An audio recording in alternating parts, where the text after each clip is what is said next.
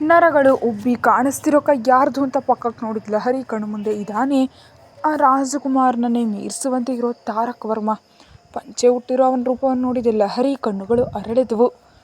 ಇದು ದೇವಸ್ಥಾನ ಅಂತ ಅಂದ್ಕೊಂಡಿದ್ದೀರಾ ಅಥವಾ ರಸ್ತೆ ಬದಿ ಮಾರುಕಟ್ಟೆ ಅಂದ್ಕೊಂಡ್ಬಿಟ್ಟಿದ್ದೀರಾ? ಗುಡಿಯಲ್ಲಿ ಹೇಗಿರಬೇಕು ಅಂತ ಗೊತ್ತಾಗೋದಿಲ್ವಾ ಅಂತ ಗಂಟಲನ್ನ ಗಟ್ಟಿಯಾಗಿ ಹಿಡ್ಕೊಂಡಿದ್ದಕ್ಕೆ ಕಣ್ಣುಗಳನ್ನ ಮೇಲಕ್ಕೆತ್ತಿ ಉಸಿರಾಡೋದಕ್ಕೆ ಒದ್ದಾಡ್ತಿದ್ದ ರೋಹಿತ್ನ ಹೊರಗಡೆ ಕರ್ಕೊಂಡು ಬಂದು ಬಿಸಾಡದಂತೆ ಜೋರಾಗಿ ತಳ್ಳು ಹೊಡೆದ ತಾರಕ್.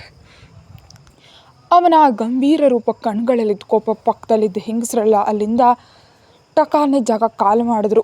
ಇವನನ್ನು ನಂಬ್ಕೊಳ್ತಾನೆ ಇಷ್ಟೊಂದು ಕೊಬ್ಬನಿಂದ ನನ್ನ ಮಗನಿಗೆ ಅವಮಾನ ಮಾಡಿದೆ, ನಿನ್ನ ಕತೆ ಮುಗಿಸ್ತೀನಿ ಅಂತ ಹೇಳಿ ರೋಹಿತ್ನ ಕರ್ಕೊಂಡು ಅಲ್ಲಿಂದ ಹೊರಟು ಹೋದ್ಲು ನಳಿನಿ ದೇವಿಯವರು. ಲಹರಿಯನ್ನು ನೋಡಿದ ತಾರಕ್ ಅವನನ್ನೇ ನೋಡ್ತಿದ್ದಾಳೆ. ತಾರಕ್ ತನ್ನ ವಾಚ್ ನೋಡ್ತಾ 30 ನಿಮಿಷ ಅಂತ ಹೇಳಿ ಗರ್ಭಗುಡಿ ಕಡೆ ಹೋದ. ದೇವ್ರೆ, ಇವನನ್ನು ರಾಮ ಅಂದ್ಕೊಳ್ಬೇಕೋ ಇಲ್ವೋ ತಿಳಿತಿಲ್ಲ, ಇವನು ರಾವಣ ಅಂತ ಖಂಡಿತ ಸಾಬೀತು ಮಾಡ್ತಾನೆ ಅಂತ ಮತ್ತೊಮ್ಮೆ ಅಮ್ಮನವ್ರ ಕೈ ಮುಗಿದು ಹೊರಗೆ ಬರ್ತಾ, ಹೌದು ಈ ಸರ್ಗೆ ಕೇವಲ ಕ್ರೂರತನ ಮಾತ್ರ ಇದೆ ಅಂದ್ಕೊಂಡಿದ್ದೆ, ಭಕ್ತಿ ಕೂಡ ಇದೆಯಾ, ಗ್ರೇಟ್ ಅಂದ್ಕೊಂಡು ತನ್ನ ಸ್ಕೂಟಿ ಕೀಯನ್ನು ತಿರುಗಿಸಿದ್ಲು. ಅಯ್ಯ, ನಿಮ್ಮ ತಂದೆ ತಾಯಿ ಹೆಸರನ್ನು ಪೂಜೆ ಮುಗೀತು, ಈಗ ತೀರ್ಥ ತಗೊಳ್ಳಿ ಅಂತ ತೀರ್ಥವನ್ನು ಹಾಕಿ ಪ್ರಸಾದವನ್ನು ಕೈಗಿಟ್ಟು ಹಣೆಗೊಂದು ಕುಂಕುಮ ಇಟ್ಟರು ಪೂಜಾರಿ. ತನ್ನ ಜೊತೆಗೆ ಬಂದಿದ್ದವನಿಗೆ ಚೆಕ್ ಬುಕ್ ತೆಗೆದು ಹಣವನ್ನು ಬರೆದು ಸಹಿ ಮಾಡಿಕೊಟ್ಟ ತಾರಕ್, ಈ ದಿನ ಇಲ್ಲಿ ಅನ್ನದಾನ ಏರ್ಪಾಟ್ ಮಾಡಿ ಅಂತ ಹೇಳಿ ಹೊರಗೆ ಬಂದು ಕಾರ್ ಸ್ಟಾರ್ಟ್ ಮಾಡ್ದ. ಸ್ವಲ್ಪ ಸಮಯ ಆದ ನಂತರ ತಾರಕ್ ಕಾರ್ ಬಂದು ಫ್ರಂಟಲ್ಲಿ ನಿಂತ್ಕೊಂತು. ಕಾರ್ ಇಳಿತಿರುವಾಗಲೇ ಕಸ್ತೂರಿ ಅವರಿಂದ ಫೋನ್ ಬಂತು. ಫೋನ್ ರಿಸೀವ್ ಮಾಡಿ, ಹ್ಯಾಪಿ ವೆಡ್ಡಿಂಗ್ ಆ್ಯನಿವರ್ಸರಿ ಮಮ್ಮಿ ಅಂದ. ಥ್ಯಾಂಕ್ ಯು ಕಂದ, ಗುಡಿಗೆ ಹೋಗಿ ನಮ್ಮ ಹೆಸರಿನಲ್ಲಿ ಪೂಜೆ ಮಾಡಿಸಿದ್ಯಾ ಅಂತ ಪೂಜಾರಿಯವರು ಹೇಳಿದ್ರು ಅಂದ್ಲು. ಹೌದು ಅನ್ನುತ್ತಾ, ಅಪ್ಪ ಎಲ್ಲಿದ್ದಾರೆ ಅಂತ ಕೇಳ್ದ. ಈಗ ಬಂದೆ ತಾರಕ್ ಅಂತ ಫೋನ್ ಕನೆಕ್ಟ್ ಮಾಡಿಕೊಂಡ್ರು ವಾಸುದೇವ್ ಅವರು. ಮದುವೆ ದಿನದ ಶುಭಾಶಯಗಳು ಅಪ್ಪ ಅಂದ. ಅಬ್ಬಾ, ಅಚ್ಚ ಕನ್ನಡದಲ್ಲಿ ಹೇಳ್ತಿದ್ರೆ ನನ್ನ ಮನಸ್ಸು ತುಂಬ ಹೋಗ್ತಿದೆ ಕಣೋ, ಅದು ದಿ ಗ್ರೇಟ್ ತಾರಕ್ ವರ್ಮ ಅವ್ರು ಹೇಳ್ತಿದ್ರೆ ಅಂತ ನಕ್ಕಿದ್ರು. ಡ್ಯಾಡ್, ನೀವು ಸಂತೋಷ ಪಡ್ತೀರಿ ಅಂತ ಹೇಳಿದೆ ಅಷ್ಟೇ, ಇವತ್ತೇನಾದರೂ ವಿಶೇಷ ಇದೆಯಾ ಅಂತ ಕಾರ್ ಇಳಿದು ಬರ್ತಾ ಕೇಳಿದ. ನಾನು ಮತ್ತು ಅಮ್ಮ ಹತ್ತಿರದಲ್ಲಿರೋ ದೇವಸ್ಥಾನಕ್ಕೆ ಹೋಗ್ತಿದ್ದೀವಿ ತಾರಕ್, ಅಲ್ಲೇ ಮಧ್ಯಾಹ್ನದವರೆಗೆ ಇದ್ದು ಸಂಜೆ ಇಲ್ಲಿಗೆ ಹತ್ತಿರದಲ್ಲಿರೋ ಅನಾಥಾಶ್ರಮಕ್ಕೆ ಹೋಗ್ತೀವಿ ಅಂತ ಅಂದರು. ಓಕೆ ಡ್ಯಾಡ್, ನನಗೆ ಪ್ರೆಸೆಂಟೇಷನ್ ಇದೆ, ಆಮೇಲೆ ಫೋನ್ ಮಾಡ್ತೀನಿ, ಜಾಗ್ರತೆ, ಅಮ್ಮನನ್ನು ಚೆನ್ನಾಗಿ ನೋಡ್ಕೊಳ್ಳಿ ಅಂತ ಹೇಳಿ ಫೋನ್ ಇಟ್ಟು ಮ್ಯಾನೇಜರ್ಗೆ ಕರೆ ಮಾಡಿ ಪ್ರೆಸೆಂಟೇಷನ್ ಕೆಲಸಗಳನ್ನ ಸಿದ್ಧಪಡಿಸೋದು ಕೇಳ್ತಾ ತೋಟದ ಕಡೆ ನೋಡಿದ ತಾರಕ್ ಕಣ್ಣುಗಳು ಅಲ್ಲೇ ಸ್ಥಿರವಾಗಿ ನಿಂತು ಹೋದವು. ಆ ಸುಂದರವಾದ ದೃಶ್ಯವನ್ನು ನೋಡಿ ಎಳೆ ಸೂರ್ಯನ ಕಿರಣಗಳು ಬೀಳ್ತಿರೋ ಆ ಸಮಯದಲ್ಲಿ ಹಸಿರು ಪ್ರಕೃತಿ ನಡುವೆ ಗಾಳಿ ಬೀಸ್ತಿದ್ರೆ ರಂಗು ರಂಗಿನ ಚಿಟ್ಟೆಯೊಂದು ತನ್ನ ಹಿಡ್ಕೊಳ್ಳಿ ಅಂತ ತವಯಿಸ್ತಾ ಹಾರಾಡ್ತಿತ್ತು. ಲಂಗಾದವನಿ ಹುಟ್ಟಿದ ಲಹರಿ ಅದನ್ನು ಹಿಡಿಯೋದಕ್ಕೆ ತನ್ನ ಎಳೆ ಪಾದಗಳಿಂದ ಸುಕೋಮಲವಾಗಿ ಒಂದೊಂದು ಹೆಜ್ಜೆ ಇಡ್ತಾ ಲಂಗವನ್ನು ಒಂದು ಕೈಯಿಂದ ಹಿಡಿದು ಸಂಪೂರ್ಣ ಗಮನವನ್ನು ಆ ಚಿಟ್ಟೆ ಹಿಡಿಯೋದ್ರ ಕಡೆ ಇಟ್ಲು. ಫೋನ್ ಜೇಬಿಗೆ ಇಟ್ಕೊಂಡು ತಾರಕ್ ಅವಳನ್ನ ನೋಡ್ತಾ ಆಕರ್ಷಿತನಾಗ ಅತ್ತ ಕಡೆ ಹೆಜ್ಜೆ ಇಟ್ಟ. ಮಳೆಯ ಹನಿಗೆ ಚಿಗುರಿದ ಹೂವಿನಂತಿದೆಯಾ, ಯಾರ ಕಣ್ಣಿನ ಮುದ್ದಾದ ಕನಸು ನೀನು, ಗೆಜ್ಜೆಯು ಆಸೆ ಪಡೋ ಪಾದ ಇದು, ಊಹೆಗಳೇ ಬೆಚ್ಚಿ ಬೀಳೋ ಪ್ರಾಯವಿದು, ಹರಿಯುವ ಸುಂದರ ನದಿಯಂತೆ ಇರೋ ಓ ಪ್ರಕೃತಿಯೇ ಮಧುವನವೇ.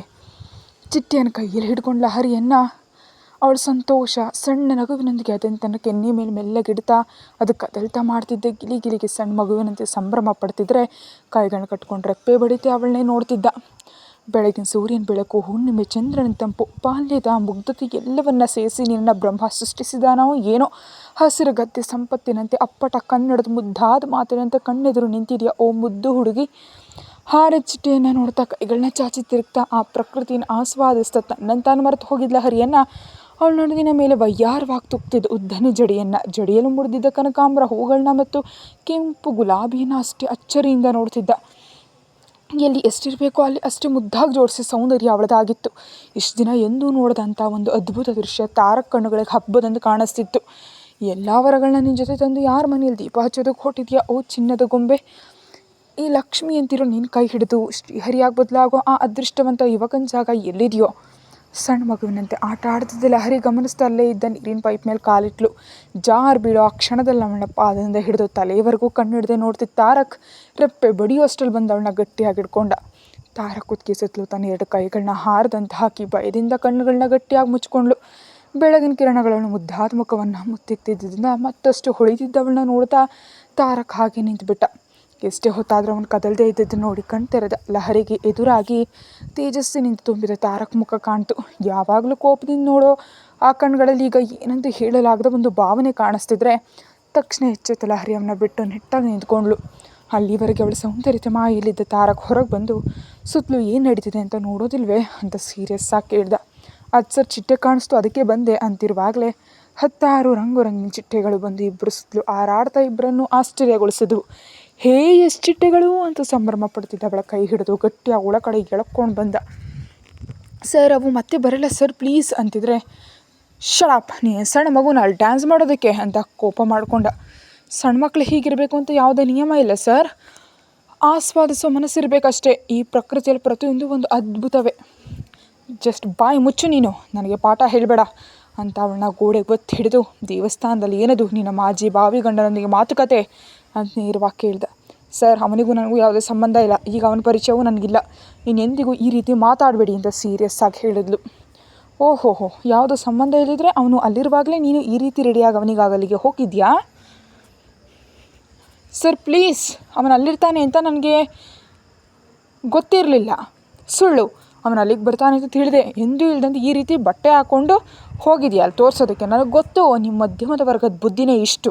ಬೇಡ ಅಂತ ಹೋದೋಣ ಮತ್ತೆ ನಿನ್ನ ಸುತ್ತ ತಿರುಗಿಸ್ಕೊಳ್ಳೋದಕ್ಕೆ ಹೀಗೆ ಮಾಡ್ತೀಯಾ ಅಂತ ಲಹರಿನ ಮೇಲಿನ ಕೆಳಗಿನವರೆಗೆ ನೋಡಿ ಕೆಣಕುವಂತೆ ಮಾತಾಡ್ತಿದ್ದ ತಾರಕ್ಕೆ ನಗಿ ಲಹರಿಯ ಕೈ ಬೀಸ್ತು. ಅವಳ ಕಣ್ಣುಗಳಲ್ಲಿ ಗಾಯಗೊಂಡ ಆತ್ಮಾಭಿಮಾನದ ಕೆಂಪು ಬಣ್ಣ ನೀರಿನ ಬದಲಾಗಿ ನಿಂತಿತ್ತು. ಮರುಕ್ಷಣವೇ ತಾರಕ ಕೈ ಲಹರಿ ಕುತ್ತಿಗೆ ಸುತ್ತಲೂ ಬಿಗಿಯಾಗಿ ಒಮ್ಮೆಲೆ ಮುಂದೆ ಕೆಳೆದ. ಲಹರಿ ಕಣ್ಣುಗಳಲ್ಲಿ ಸ್ವಲ್ಪವೂ ಹೆದರಿಕೆ ಇಲ್ಲದೆ ಇರೋದನ್ನು ನೋಡಿ ಅವಳ ಗಲ್ಲವನ್ನು ಗಟ್ಟಿಯಾಗಿ ಹಿಡಿದು ತನ್ನ ಮುಖಕ್ಕೆ 1 ಇಂಚು ದೂರದಲ್ಲಿ ನಿಲ್ಲಿಸಿ, ಹೀಗೆ ನೋಡಿದ್ರೆ ನಿನ್ನ ಗುಣ ದೊಡ್ಡದಾಗ್ಬಿಡುತ್ತಾ ಮಿಸ್ ಲಹರಿ ಅಂದ. ನನ್ನ ಗುಣದ ಬಗ್ಗೆ ಮಾತಾಡೋದಕ್ಕೆ ನಿಮಗೆ ಯಾವುದೇ ಹಕ್ಕಿಲ್ಲ ಸರ್, ನಾನು ನಿಮ್ಮ ಕೈ ಕೆಳಗಿನ ಉದ್ಯೋಗಿ ಅಷ್ಟೇ. ನಾನು ಹೇಳಿದ ಕೆಲಸ ಮಾಡ್ದಿದ್ದಾಗ ಬೈರಿ, ಕೋಪ ಮಾಡ್ಕೊಳ್ಳಿ ಅಷ್ಟೇ ಹೊರತು ಹೀಗೆ ನನ್ನ ವೈಯಕ್ತಿಕ ವಿಷಯದಲ್ಲಿ ತಲೆ ಹಾಕಬೇಡಿ ಅಂತ ಖಾರವಾಗಿ ಹಿಡಿದ್ಲು.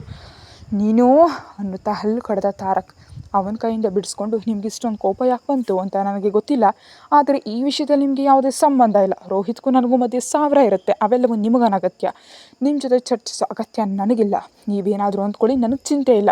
ಮತ್ತಿಲ್ಲಿಗೆ ನಾನು ಬಂದಿರೋದು ಆಫೀಸ್ ಕೆಲಸದ ಮೇಲೆ ಮಾತ್ರ, ಆದ್ದರಿಂದ ಅಡುಗೆ ಮಾಡುವಂಥ ಪ್ರೋಗ್ರಾಮ್ ಇನ್ನು ಮುಂದೆ ನನ್ನ ಜೊತೆ ಇಟ್ಕೊಳ್ಬೇಡಿ ಅಂತ ದೃಢವಾಗಿ ಹೇಳಿ ಹೋಗಿ ತನ್ನ ಲ್ಯಾಪ್ಟಾಪನ್ನು ತಗೊಂಡ್ಲು. ಅವನ ಮುಖದಲ್ಲಿ ತನ್ನದೇ ಆದ ಒಂದು ಕ್ರೂರ ನಗು ಮೂಡಿತು. ಲಹರಿಯನ್ನು ನೋಡಿ, ನನಗೆ ನಿನ್ನ ಈ ಗುಣ ಇಷ್ಟ ಆಯ್ತು ಲಹರಿ, ಐ ಆಮ್ ಇಂಪ್ರೆಸ್ಡ್. ಆದರೆ ನಿನ್ನ ಈ ಅಹಂಕಾರವನ್ನು ನನ್ನ ಮುಂದೆ ತೋರಿಸಿದೆಯಲ್ಲ, ಅದು ನನಗೆ ಇಷ್ಟ ಆಗಲಿಲ್ಲ. ಇಷ್ಟ ಇರೋದು ಕೆಲಸವನ್ನು ಕೂಡ ಇಷ್ಟಪಟ್ಟು ಮಾಡೋದು, ಅದರ ಮೂಲಕ ನನ್ನ ಆತ್ಮವನ್ನು ತೃಪ್ತಿಪಡಿಸ್ಕೊಳ್ಳೋದು ಸಣ್ಣ ವಯಸ್ಸಿನಿಂದ ನನಗಿರೋ ಅಭ್ಯಾಸ ಅಂದ್ಕೊಳ್ತಾ ಅಡುಗೆ ಕೋಣೆಗೆ ಹೋದ. ಅದನ್ನು ಗಮನಿಸಿದ ಲಹರಿ ನಿನ್ನೆ ಅಂತ ಅವನ ಹಿಂದೆ ಹೋಗಲಿಲ್ಲ. ಊಟ ಇಲ್ಲದೆ ಸಾಯಂಕಾಲದವರೆಗೆ ಉಪವಾಸ ಇರು ಅಂದ್ಕೊಳ್ತಾ ಬ್ರೆಡ್ ಟೋಸ್ಟ್ ಮಾಡ್ಕೊಂಡು ಕಡಲೆಕಾಯಿ ಬೆಣ್ಣೆ ಹಚ್ಚಿ ಆಪಲ್ ಜ್ಯೂಸ್ ಗ್ಲಾಸ್ಗೆ ಹಿಡಿದು ಡೈನಿಂಗ್ ಟೇಬಲ್ ಬಳಿ ಕೂತು ಲಹರಿಯನ್ನು ನೋಡ್ತಾ ತಿನ್ನತೊಡಗ್ದ. ಲಹರಿ ಅವನನ್ನು ಲೆಕ್ಕಿಸ್ಕೊಳ್ಳೇ ಇಲ್ಲ. ಕೋಪದಲ್ಲೂ ಅವಳ ಮುನಿಸಿನ ಮುಖ ಮುದ್ದಾಗಿ ಕಾಣಿಸ್ತಿತ್ತು. ಅದರಲ್ಲೂ ಸಾಂಪ್ರದಾಯಿಕ ಉಡುಪಿನಲ್ಲಿ ತುಂಬ ಅಂದವಾಗಿ ಕಾಣ್ತಿದ್ಲು. ತಾರಕ್ ಮುಖದಲ್ಲಿ ನಗು ಮೂಡಿತು. ಫೋನ್ ಬರ್ತಿದ್ದರೆ ಮಾತಾಡ್ತಾ ತಾನು ತಿಂಡಿ ಮುಗಿಸಿ ಪ್ರೆಸೆಂಟೇಷನ್ಗಾಗಿ ಫಾರ್ಮಲ್ ಬಟ್ಟೆ ಧರಿಸಿ ರೆಡಿಯಾಗಿ ಬಂದ. ಅವನ ಮೂಗಿಗೆ ಕಮ್ಮನೆ ತುಪ್ಪಾದ ಸುವಾಸನೆ ಬಡಿತು. ತಾನು ತಂದಿದ್ದ ಕ್ಯಾರಿ ಓಪನ್ ಮಾಡಿ ಚಕ್ಲು ಮಕ್ಳು ಹಾಕಿ ಹಾನಲ್ಲಿ ಕೂತು ಊಟ ಮಾಡ್ತಿರೋ ಲಹರಿಯನ್ನು ನೋಡಿ, ಇವತ್ತು ಕ್ಯಾರಿಯರ್ ತಂದಿದ್ದಾಳಾ ಅಂತ ಮುಖ ಸುಕ್ಕುಗಡಿಸಿ ಮುಂದಕ್ಕೆ ಹೋದ. ಆದರೆ ಲಹರಿ ಇಬ್ಬರಿಗೂ ಸೇರಿಸಿ ತಂದಿದ್ಲು. ಆದರೆ ಅವನು ಹಾಗೆ ಮಾತಾಡಿ ಕೋಪ ತರಿಸಿದ್ರಿಂದ ಮತ್ತು ಮಧ್ಯಮ ವರ್ಗ ಅಂತ ಹೀಯಾಳಿಸಿದ್ರಿಂದ ಊಟ ಕೊಡೋದಕ್ಕೆ ಇಷ್ಟಪಡಲಿಲ್ಲ. ಆ ವಿಷಯ ಅವನಿಗೆ ತಿಳಿಲಿಲ್ಲ. ಅವನನ್ನು ನೋಡಿಯೂ ಲೆಕ್ಕಿಸ್ಕೊಳ್ಳದೆ ಮುಂಜಾನೆ ದೇವರಿಗೆ ನೈವೇದ್ಯ ಮಾಡಿ ತಂದಿದ್ದ ಸಿಹಿ ಪೊಂಗಲ್ ತಿಂತ ಬೆರಳಿಗಂಟೆ ತುಪ್ಪವನ್ನು ಚಪ್ಪರಿಸ್ತಿದ್ದ ಅವಳನ್ನ ನೋಡಿ, ಹೇಯ್ ಏನದು ಆ ರೀತಿ ತಿಂತಿದ್ಯಾ ಅಂತ ಸಿಟ್ಟಿನಿಂದ ಕೇಳ್ದ.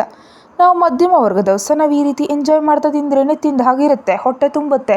ನಿಮಗೇನಾದರೂ ತೊಂದರೆ ಇದ್ದರೆ ಕಣ್ಣು ಮುಚ್ಕೊಳ್ಳಿ ಅಂತ ಹೇಳಿ ಕ್ಯಾರೆಟ್ ಕ್ಲೋಸ್ ಮಾಡಿ ಕೈಯನ್ನು ತೊಳೆಯೋದಕ್ಕೆ ವಾಶ್ ಬೇಸಿನ ಕಡೆ ಹೋಗ್ತಿದ್ಲ. ಹರಿ ಜಡೆಯನ್ನು ಹಿಡಿದು ಹಿಂದಕ್ಕೆ ಕೆಳ್ದ. ಜಡೆ ಎಳೆದಿದ್ರಿಂದ ನೋವಾಗಿ, ಅಮ್ಮ ನನ್ನ ಕೂದಲು ಅಂದ್ಲು. ಏನಿದು ನಿನ್ನ ನಿಜವಾದ ಕೂದಲಾ ಅಥವಾ ವಿಗ್ಗಾ ಅಂತ ಕೇಳಿ ತಾರಕ್ ನನ್ನ ಕೋಪದಿಂದ ನೋಡಿದ್ಲ. ಹರಿ, ವಿಗ್ ಇಟ್ಕೊಂಡು ಕವರ್ ಮಾಡಬೇಕಾದ ಅಗತ್ಯ ನನಗಿಲ್ಲ. ಇದು ನನ್ನ ಸ್ವಂತ ಕೂದಲು. ನಾನು ಹುಡ್ತಾಗಿನಿಂದ ನಮ್ಮಮ್ಮ ಸೀಗೆಕಾಯಿ ಮೆಂತ್ಯ ದಾಸವಾಳ ಅಂತ ವಾರಕ್ಕೆ 2 ಬಾರಿ ಹರಳೆಣ್ಣೆ ಕೊಬ್ಬರಿ ಎಣ್ಣೆನ ವಾರಕ್ಕೆ 4 ಬಾರಿ ನನ್ನ ತಲೆಯನ್ನು ಗ್ರೈಂಡರ್ ಥರ ತಿರುಗಿಸಿ ಅಷ್ಟೊಂದು ಕೇರ್ ತೊಗೊಂಡಿದ್ದಕ್ಕೆ ಇಷ್ಟುದ್ದ ಬೆಳೆದಿದೆ. ಬೆಳೆದ ಮೇಲೆ ಉದುರದೆ ಹಾಗೇ ಇದೆ. ಇದು ನಿಮಗೆ ವಿಗ್ ಥರ ಕಾಣಿಸ್ತಿದ್ಯಾ ಅಂತ ಕೇಳಿದ. ಅವಳ ಬಲಗೈಯನ್ನು ತನ್ನ ಕೈಯಿಂದ ಹಿಡ್ಕೊಂಡು ಜೇನಂತ ಹೊಳಿತಿದ್ದ ಬೆರಳುಗಳನ್ನ ನೋಡ್ತಾ, ಏನಿದು ಅಂತ ಕೇಳ್ದ. ಸಿಹಿ ಪೊಂಗಲ್ ನಿಮ್ಮನೆಯಲ್ಲಿ ಎಂದು ಮಾಡಿಲ್ವಾ? ನಮ್ಮ ಮಮ್ಮಿ ಮಾಡ್ತಾರೆ, ಆದರೆ ನಾನು ತಿನ್ನಲ್ಲ. ನಿಜ ಹೇಳಬೇಕಂದ್ರೆ ಇವತ್ತು ಮೊದಲು ಇದನ್ನೇ ಅಡುಗೆ ಮಾಡಿದ್ದು. ಇವತ್ತು ಅವ್ರ ಮದುವೆ ದಿನ ಅಲ್ವಾ ಅಂದ. ಏನು ಸರ್ ಹೇಳ್ತಿದ್ರಿ? ಇವತ್ತು ಚೇರ್ಮನ್ ಸರ್ ಹಾಗೂ ಮೇಡಮ್ ಅವರ ಮದುವೆ ದಿನಾನ? ವಾವ್, ಅವ್ರಿಗೆ ಶುಭಾಶಯ ತಿಳಿಸ್ಬೇಕು. ಪ್ಲೀಸ್ ಫೋನ್ ನಂಬರ್ ಹೇಳ್ತೀರಾ, ಮಾತಾಡ್ತೀನಿ ಅಂತ ಕೇಳಿದ್ಲು. ನಿನ್ನ ಥರದವರು ಚೇರ್ಮನ್ಗೆ ಶುಭಾಶಯ ತಿಳಿಸಿದ್ರೆ ಚೀಪ್ ಆಗಿರುತ್ತೆ. ಅಷ್ಟೇ ಲಹರಿ ಕಣ್ಗಳು ನೀರು ತುಂಬಿಕೊಂಡು ಛೇ ಏನು ಮನುಷ್ಯವನು ಎದುರಿನವ್ರು ಸಂತೋಷ ಬಯಸೋದಕ್ಕೂ ಕೂಡ ಅಂತಸ್ತಿರ್ಬೇಕಾ ಅಂತ ಕಷ್ಟದಿಂದ ತಡ್ಕೊಂಡು ಹಾಗಾದರೆ ಈ ಲೋ ಕ್ಲಾಸ್ ಹುಡುಗಿನ ಯಾಕೆ ಮುಟ್ಟು ಮಾತಾಡ್ತಿದ್ದೀರಿ ಸರ್, ನಾನು ವಿಶ್ ಮಾಡಿದ್ರೇ ಚೀಪ್ ಅದ್ರಿ, ಯಾಕೆ ನನ್ನ ಕೈ ಅಡುಗೆ ತಿಂದ್ರಿ ಇವತ್ತು ಮುಟ್ಟು ಮಾತಾಡ್ತಿದ್ದೀರಿ, ನನ್ನ ಮನೆಯಲ್ಲೇ ಇದ್ದು ನನ್ನ ಜೊತೆ ಹೆಚ್ಚಿಗೆ ಮಾತಾಡಿದ್ರೆ ಎಲ್ಲ ಮುರಿದು ಹಾಕ್ತೀನಿ ಅಂದ ತಾರಕ್. ಹಾಗಾದರೆ ಹೊರಗಡೆ ಮಾತಾಡಿದ್ರೆ ಓಕೆನಾ ಅಂತ ಲಹರಿ ನಾವು ಕೆಕ್ಕರಿಸಿ ನೋಡ್ದ. ಬೆಳಗ್ಗೆ ದೇವಸ್ಥಾನಕ್ಕೆ ಹೋಗಿ ಬಂದಿದ್ದೀನಿ ಸರ್, ಆ ಪ್ರಶಾಂತ ಭಾವನೆ ಹಾಗೆ ಇರಲಿ. ಯಾತಕ್ಕೋಸ್ಕರ ನನ್ನ ಜೊತೆ ಜಗಳ ಆಡ್ತೀರಿ, ನನ್ನ ಕದಡದೇ ಇದ್ದರೆ ನಿಮಗೆ ಯಾವುದೇ ತೊಂದರೆ ಇರಲ್ಲ, ಹೇಳಿದ ಕೆಲಸ ಮುಗಿಸಿ ನೀಟಾಗಿ ಒಟ್ಟು ಹೋಗ್ತೀನಿ ಪ್ಲೀಸ್ ಈಗ ಬಿಡಿ ಅಂದ್ಲು. ಅವಳನ್ನ ಬಿಟ್ಟು ಶೂ ರಾಕ್ನಿಂದ ಶೂ ಧರಿಸ್ತಾ ನಾನು ಆಫೀಸ್ಗೆ ಹೋಗ್ತಿದ್ದೀನಿ, ಬರೋದು ತಡ ಆದರೆ ಸಂಜೆವರೆಗೆ ಇದು ಒಟ್ಟು ಹೋಗು ಅಂತೇಳಿ ಹೊಟ್ಟೋದ ತಾರಕ್. ಯಪ್ಪ ದೇವರೇ ಥ್ಯಾಂಕ್ಸ್, ಈ ಸ್ಯಾಡಿಸ್ಟ್ ರಾವಣ ಮಹಾರಾಜ ಇವತ್ತು ಮನೆಯಲ್ಲಿರಲ್ಲ, ಈ ರೌಡಿ ಇಡೀ ದಿನ ಇಲ್ಲದೇ ಇದ್ದರೆ ಇದು ಫುಲ್ಲು ನಂದೇ ಇವತ್ತು. ಹಬ್ಬ ಎಷ್ಟು ಉಲ್ಲಾಸ ಆಗಿದೆ, ಎಷ್ಟು ಉತ್ಸಾಹ ಆಗಿದೆ ಅಂತ ಡ್ಯಾನ್ಸ್ ಮಾಡ್ತಿದ್ದ ಲಹರಿನ ಬಾಗಿಲುವರೆಗೆ ನೋಡ್ತಿದ್ದ ತಾರಕ್. ನಗ್ತಾ ತಿರುಗಿದ್ದ ಲಹರಿ ತಾರಕ್ನ ನೋಡಿ ಶಾಕ್ ಆಗಿ ಸ್ತಬ್ಧಳಾದ್ಲು. ನನ್ನ ಮನೆಯಿಂದ ಹೊರಗಡೆ ಹೋಗಂತ ಕಿರ್ಚಿದ. ನಮ್ಮ ಮನೆಗೆ ಹೊಟ್ಟೋಗ್ಲ ಸರ್ ಅಂದ್ಲು. ನಿನ್ನ ಹಾಗೆ ಬಿಡಲ್ಲ ಅಂತ ತನಗೆ ಬೇಕಾದ ಫೈಲ್ ತೊಗೊಂಡು ಲಹರಿ ಕೈ ಹಿಡಿದು ಹೊರಗೆ ಎಳ್ಕೊಂಡು ಬಂದು ಕಾರ್ ಹತ್ತು ಅಂದ. ಎಲ್ಲಿಗೆ ಸರ್ ಅಂದ್ಲು. ನಿನ್ನನ್ನು ಉದಾತ್ತಗೊಳಿಸೋದಕ್ಕೆ ಅಂತ ಕಾರ್ ಸ್ಟಾರ್ಟ್ ಮಾಡ್ದ. ಒಂದು ನಿಮಿಷ ಸರ್ ಅಂತ ಒಳಗಡೆ ಹೋಗಿ ತನ್ನ ಕ್ಯಾರಿಯರ್ ತೊಗೊಂಡು ಹತ್ತಿದ್ಲು. ಗಂಭೀರವಾಗಿ ಕಾರ್ ಡ್ರೈವ್ ಮಾಡ್ತಿದ್ದಾನೆ ತಾರಕ್. ಮಾತಾಡ್ಸಿದ್ರೆ ಹೊಡೆಯುವಂತಿದ್ದಾನೆ ಅಂತ ಸುಮ್ಮನೆ ಕೂತ ಲಹರಿ ತಾನು ಆಫೀಸಿಗೆ ಬಂದ ಮೇಲೆ ಅವನನ್ನು ನೋಡಿದ್ಲು. ಈಗ ನನ್ನನ್ನು ಯಾಕೆ ಎಳ್ಕೊಂಡು ಬಂದೋ ಅಂದ್ಕೊಳ್ತಾ ಕ್ಯಾರಿಯರ್ ಹಿಡಿದು ತನ್ನ ಕೆಲಸದ ಜಾಗಕ್ಕೆ ಹೋಗ್ತಾ ಇರುವಾಗ ಪ್ರೆಸೆಂಟೇಷನ್ಗಾಗಿ ರೆಡಿಯಾಗಿದ್ದ ರೂಮ್ ಕಡೆ ಹೋಗ್ತಾ ಕುರ್ಚಿಯಲ್ಲಿ ಕೂತ ಲಹರಿಯನ್ನು ನೋಡಿ ನನ್ನ ಜೊತೆ ಬಾ ಅಂತ ಆರ್ಡರ್ ಮಾಡಿ ಹೊರಟ. ಅಬ್ಬಾ ನನ್ನನ್ನು ಯಾಕೆ ಕರೀತಿದ್ದಾನೆ ಅಂತ ಅವನ ಹಿಂದೆ ಓಡಿದ್ಲು ಲಹರಿ. ಮೀಟಿಂಗ್ ರೂಮ್ ಒಳಗಡೆ ಹೋಗ್ತಾ ಲಹರಿಯನ್ನು ನೋಡಿ ನಾನು ಬರೋವರೆಗೂ ಇಲ್ಲೇ ಇದೇ ರೀತಿ ನಿಂತಿರಬೇಕು, ಕದಲಿದ್ರೆ ಮುಂದಿನ ಕ್ಷಣ ನಿನ್ನ ಕೆಲಸದಿಂದ ತೆಗೆದು ಹಾಕೋ ಪೇಪರ್ ನಿನ್ನ ಕೈಯಲ್ಲಿರುತ್ತೆ, ನೀನು ಮನೆಯಲ್ಲಿರ್ತೀಯ, ನನ್ನ ಹತ್ರ ಇಲ್ದಿದ್ರೆ ಇನ್ನೊಂದು ಕಡೆ ಕೆಲಸ ಸಿಗಲ್ವಾ ಅಂತ ಅಂದ್ಕೊಳ್ತಿದ್ಯೇನೋ, ನಾನು ಅಂದ್ಕೊಂಡ್ರೆ ನಿನಗೆ ಇವನ್ ಕೆಲಸ ಕೂಡ ಸಿಗದಂತೆ ಮಾಡವಲ್ಲೆ ಅಂತ ಸೀರಿಯಸ್ ಆಗಿ ಹೇಳಿ ಒಂದು ನಿಮಿಷ ನೇರವಾಗಿ ಲಹರಿಯನ್ನು ನೋಡಿ ಇಲ್ಲಿ ಎಕ್ಸ್ಪ್ರೆಷನ್ ಕೊಟ್ಟು ಹೊಟ್ಟೋದ. ಈಗ ಈ ಲುಕ್ ಯಾಕೆ ಕೊಟ್ಟನೋ ಮಹಾನುಭಾವ ಅಂತ ತಾರಕ್ ಎಲ್ಲಿದೆ ಅಂತ ತಲೆ ತಗ್ಸಿದ ಲಹರಿಗೆ ನನ್ನ ಧಾವಣಿ ಸ್ವಲ್ಪ ಜರುಗಿ ಕೆಂಪು ಬ್ಲೌಸ್ನಿಂದ ಬಿಳಿಯ ಚರ್ಮ ಕಾಣಿಸ್ತಿರೋ ತಿಳಿತು. ತಕ್ಷಣ ಧಾವಣಿಯನ್ನು ಮೇಲೆ ಕೇಳ್ಕೊಂಡ್ಲು. ಸತ್ತವ್ನು ನಿನ್ನ ಜನ್ಮ ಹಾಳಾಗ ನೋಡಬೇಕಾದ್ರೆ ನೋಡಿಬಿಟ್ಟು ಮತ್ತು ನನಗೆ ಈ ರೀತಿ ಲುಕ್ ಕೊಟ್ಟು ಹೋಗ್ತೀಯಾ ಅಂತ ಹಲ್ಲು ಕಡಿತ ಕೆಲಸ ಹೋಗಬಾರ್ದಂತ ಕೈಲಿದ್ದು ಫೈಲ್ ನೋಡ್ತಾ ಹಾಗೆ ನಿಂತಲು. ಸುಮಾರು 2 ಗಂಟೆಗಳ ನಂತರ ಮೀಟಿಂಗ್ ರೂಮ್ನಿಂದ ಒಬ್ಬೊಬ್ಬರೇ ಹೊರಗೆ ಬರ್ತಿದ್ರು. ಬಾಗಿಲು ಬಳಿ ನಿಂತಿದ್ದ ಲಹರಿಯನ್ನು ವಿಚಿತ್ರವಾಗಿ ನೋಡ್ತಾ PA ಮ್ಯಾನೇಜರ್ ಲಂಚ್ ಅರೇಂಜ್ ಮಾಡಿದ ಜಾಗ ಕರ್ಕೊಂಡು ಹೋಗ್ತಿದ್ರು. ಉತ್ತರ ಭಾರತದ ಬಂದಿದ್ದ ಒಬ್ಬರು ಲಹರಿಯನ್ನು ನೋಡಿ ಸ್ತಬ್ಧನಾದ. ವಯಸ್ಸಿನಲ್ಲಿದ್ದಾನೆ, ಕಣ್ಣೆದುರು ಚಂದನದ ಗೊಂಬೆ ಅಂತ ಹುಡುಗಿ, ಇನ್ನು ಸುಮ್ಮನೆ ಇರ್ತಾನ. ಹೋದ ಹುಡುಗಿಯೊಂದಿಗೆ ಮಾತಾಡೋದಕ್ಕೆ ಹಾಯ್ ಮಿಸ್ ಅಂತು. ಯಾರ್ದಪ್ಪ ಈ ಡಬ್ಬಾ ಧ್ವನಿ? ತಾರಕ್ನಂತೂ ಅಲ್ಲ, ಅವನದು ಗಂಭೀರ ಧ್ವನಿ, ಬೇಸಿದ್ದು ಒಂದು ಪವರ್ ಇರುತ್ತೆ. ಇಷ್ಟೊಂದು ಚಂಡಾಲವಾದ ಕಾಗೆ ಧ್ವನಿ ಯಾರದು ಅಂತ ತಲೆ ಎತ್ತು ನೋಡಿದ್ಲು. ಸೂಟ್ ಧರಿಸಿ ಹಲ್ಲುಗಳನ್ನೆಲ್ಲ ಕಿರೀತಾ ಬಂದ ಅವನು. ಹಾಯ್, ನಾನು ಕಾಮೇಶ್, ನಿಮ್ಮ ಪ್ರಾಜೆಕ್ಟ್ಗಾಗಿ ಉತ್ತರ ಭಾರತದಿಂದ ಬಂದಿದ್ದೀನಿ ಅಂದ. ಓಹೋ ಅನ್ನುತ್ತಾ ನಮಸ್ತೆ ಸರ್ ಅಂದ್ಲು ಕೈ ಮುಗಿದು. ಓ ಮೈ ಗಾಡ್, ಈ ದಿನಗಳಲ್ಲಿ ಹ್ಯಾಂಡ್ ಶೇಕ್ ಮಾಡೋದು ಮಾಮೂಲು, ನೀವೇನು ಇನ್ನೂ ನಮಸ್ತೆ ಅಂತಿದ್ದೀರಿ ಅಂದ. ಅಮ್ಮ ಅನ್ನೋದು ಕೂಡ ಈ ದಿನಗಳಲ್ಲಿ ಮಾಮೂಲು ಸರ್, ಹಾಗಂತ ಅಮ್ಮನನ್ನು ಮರ್ತು ಬಿಡ್ತೀವಾ?